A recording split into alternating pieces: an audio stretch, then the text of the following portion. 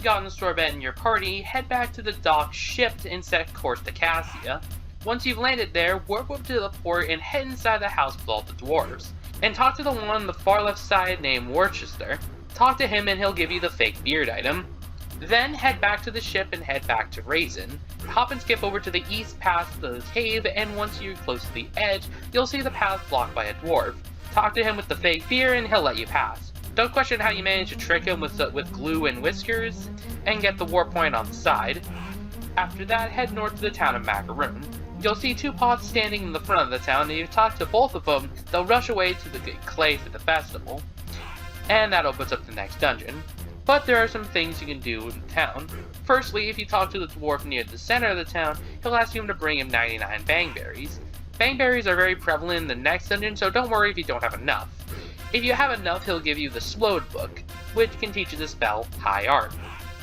Secondly, there's a shop near the staircase in the town.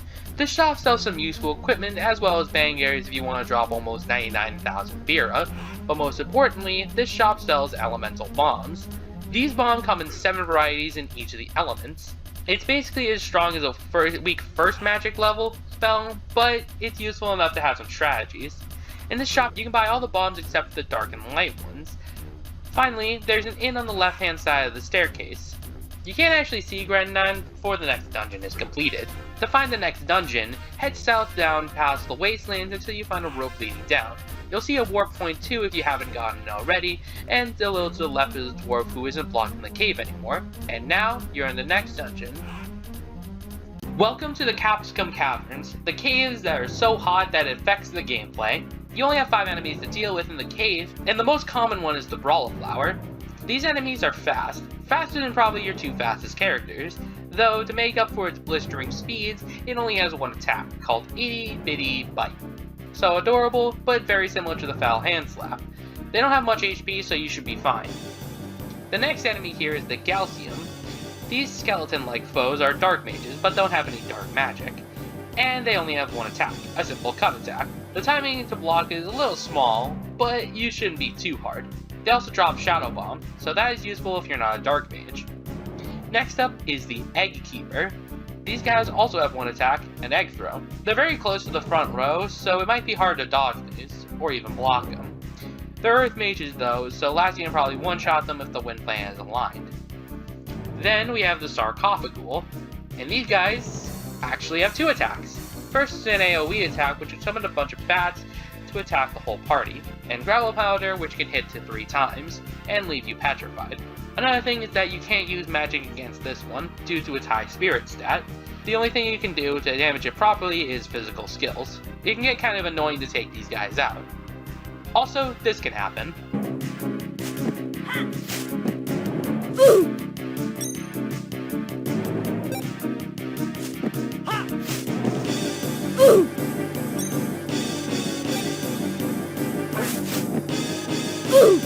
Yeah. Finally, the rare enemy in the area is the Stag Wizard. These foes are rather strong, but they also only have one attack, called Jawhorn Jab.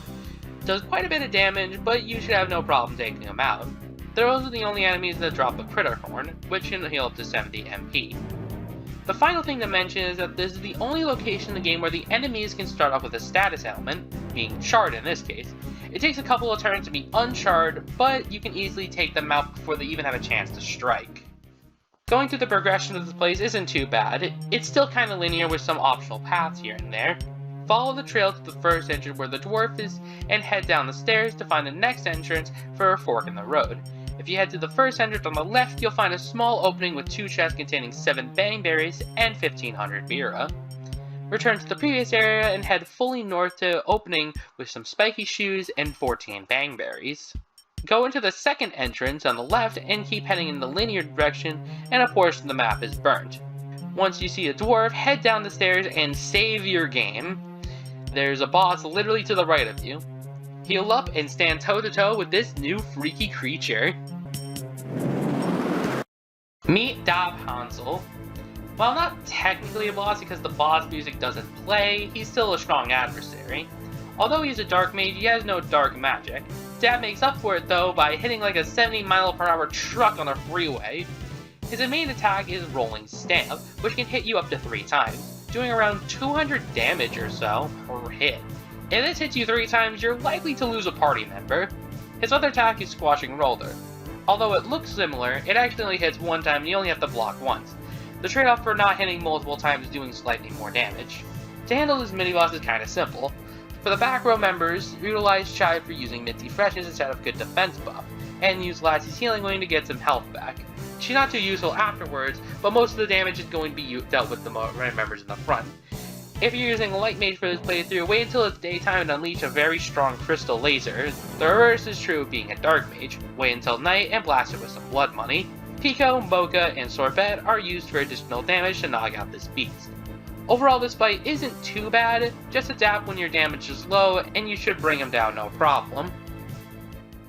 Once the quote-unquote boss is defeated, head down the stairs and through the short corridor to find one of the pots standing near an entrance, shaking in fear, worrying about the new potential threat that lies behind these doors. Head inside and keep heading straight until you get stopped by more enigmas. I got some good news and bad news. The good news is the giant fireball can kill these things when they just get a little bit too close. The bad news is that there's a giant fireball! Mocha says it will cause instant death, but I'm not afraid to test the laws of nature.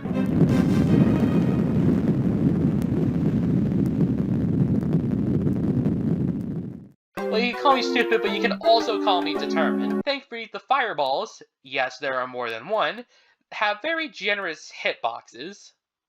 Sorbet? You good, dog? Oh, I see, you're just drying your hair.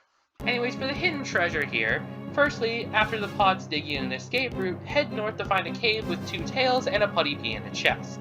Next, head west to find another cave at the top, and inside the cave you'll find a chest containing 18 bangberries.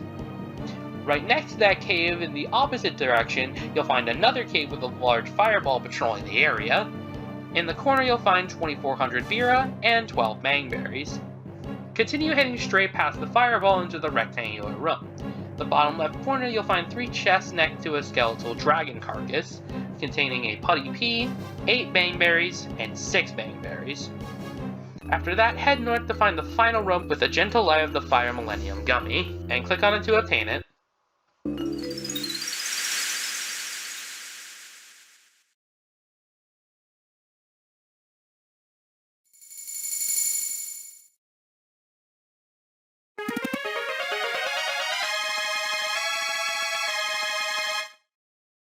Before you know what it's used for, rush over to the north side and follow the trail to the end until you find the other part. Unfortunately, the fireball traps you in a corner, but fortunately, there's water all around you, so use Sorbet's water magic to flood the place. After a quick attempt to drown your best friends, find the hidden entrance on the side and fish up the pot under the water, and now you're actually free to warp out of this area, so warp over to the warp point near Paella for the Starfall Festival. Quite the beautiful scenery, am I right? Though be warned, you have to make sure it's nighttime in the time, otherwise the event won't spawn yet. But if you want to get straight back to the action, head to the northernmost house where Elder Kettle and Celadon are standing, and once the pot comes out, now it's time to birth some pots. Which takes a full minute for the dialogue alone. So how's your day going? It's good, you know, just waiting. Once you've gained back control, talk to Celadon and get the Comet book, which can teach you the move Comet Shower. Continuing on, head northeast to find Lassie, or Mocha, about to make the big move, before either Chai or Lassie takes you back to get some sugar stars from Elder Kettle. Finally, after you got the sugar stars, head down next to the inn and talk to Rogue and Josh to activate a cutscene. Millennium Gummies this, Grenadine that, sleep at the inn, drama this, drama that. And once you awaken from your slumber, head to Macaroon and fully head north to the Condiment Tower. Head to almost the top, and speak to Grenadine twice. He'll tell you that you have to collect the rest of the Millennium Gummies on the 4 remaining planets, and that is going to be your next goal. But before you do, there's a couple more things I need to explain. Firstly, for your 2 new special spells. First off is Comet Shower. This move takes away half your existing MP and stars fall down from above. Tap as many stars as you can, and the more stars you tap, the greater amount of HP you gain back. Occasionally, a chest will fall down from the sky. If you click on it, you'll either obtain a sugar star, a bangberry, or very rarely, meteor boots. This is the only time you can actually get these meteor boots as well. If you want to use this move, use it in the front row. The back doesn't heal it much at all. Finally, we have High Arc. This move spawns a cannon in the center where all the enemies get sucked into. Now, trace a line to match the fuse, and once it reaches the end, the enemies burst into the sky. The fuse is a couple of varying lengths, so it should be no problem. And I will say, if you're using an emulator on a computer, make sure you click and hold the screen. I know it may sound obvious, but people can definitely spend, like, let's say 20 minutes on trying to figure this out. I swear it wasn't me. I swear I didn't spend 20 minutes on this. It'd be stupid of me to do something like that. Next up is the secret chest on Razen, which only spawn when the planet is aligned with its quadrant. The first chest is between Macaroon Entrance and the Capsicum Caverns, where it contains a Putty P. Next, head southbound past the rope ladders before the third one. There's a chest that also contains a Putty P. Finally, where the entrance of the world scene where the previous boss fight with Puka was, in the cave with all its worms was the spirit fan in the chest. Finally, to end this part off, let's talk about one of the egg characters, starting with the fire one, Fondue, the talking lamp oil pot thing.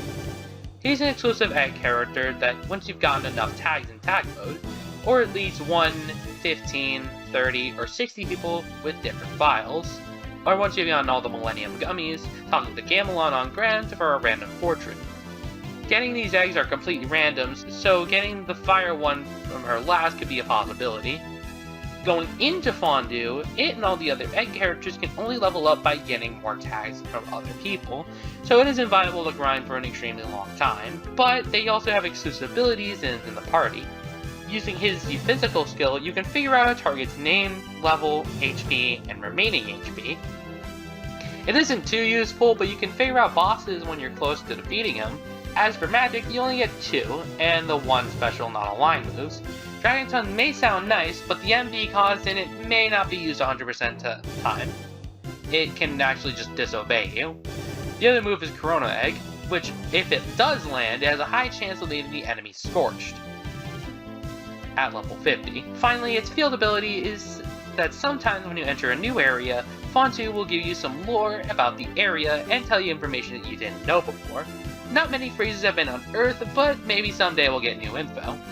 Overall, the character isn't really too useful, but it is useful for lore hunters like me. After all that, now all you're left to do is go to one of the 4 remaining planets to resume your journey.